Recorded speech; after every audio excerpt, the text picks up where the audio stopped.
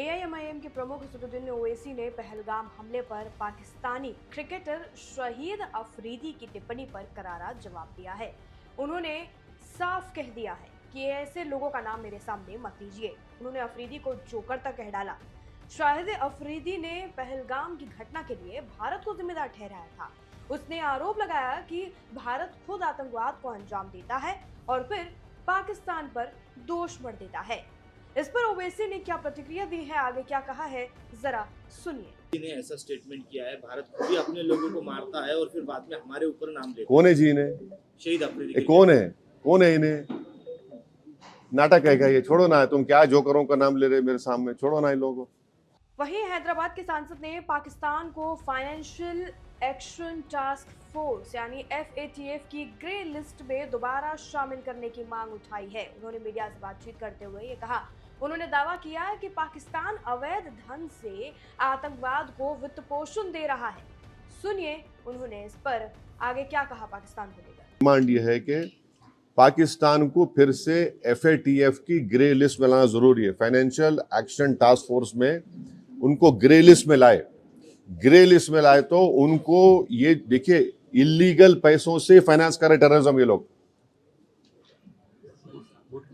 कोई वाइट का पैसे नहीं, कि इलीगल पैसे से। तो FATF की दोबारा लिस्ट की ग्रे लिस्ट में पाकिस्तान को डालना जरूरी है। हम डिमांड करेंगे ये गवर्नमेंट से कि उनको FATF के ग्रे लिस्ट में डालो आप, तभी जाकर उनका होगा। और हम लोग पूरा उन पे साइबर अटैक करना, हमारे पास एथिकल हैकर्स है, हमारे पास नेवल और एयरफोर्स ब्लॉकेट कर सकते, इंटरनेशनल लॉ में कर सकते हम। और अगर कल कोई एक्शन गवर्नमेंट लेगी तो यूनाइटेड नेशन का कानून है आर्टिकल 51, जो सेल्फ डिफेंस में आपको राइट देता, और नॉन स्टेट एक्टर्स के खिलाफ भी आप एक्शन ले सकते। तो ये सब चीजें हैं। और भारत के संविधान में आर्टिकल 355 है। 355 के तहत कोई स्टेट में अगर एक्सटर्नल एग्रेशन होता तो सरकार की जिम्मेदारी उसको रोकने की। उन्होंने FATF में पाकिस्तान को ग्रे लिस्ट में शामिल करने के लिए तो कह दिया है, लेकिन हम आपको ये बता देते हैं कि FATF आखिर होता क्या है, जिसमें असदुद्दीन ओवैसी पाकिस्तान को उनकी ग्रे लिस्ट में शामिल करने की बात कर रहे हैं। मालूम हो कि पाकिस्तान जून 2018 से अक्टूबर 2022 तक FATF की ग्रे लिस्ट में शामिल पहले से था।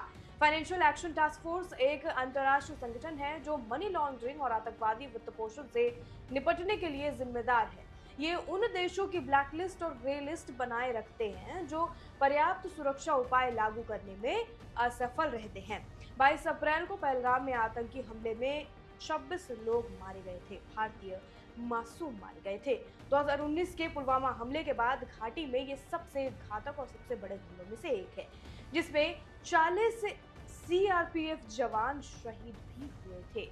पहलगाम आतंकी हमले के बाद भारत ने सीमा पर आतंकवाद को समर्थन के लिए पाकिस्तान के खिलाफ कड़े कदम उठाए हैं, जिसमें सिंधु जल संधि को निलंबित करना शामिल, यानी कि पाकिस्तान का पानी बंद करा दिया है, जिसके कारण अब उन्हें तकलीफ हो रही है।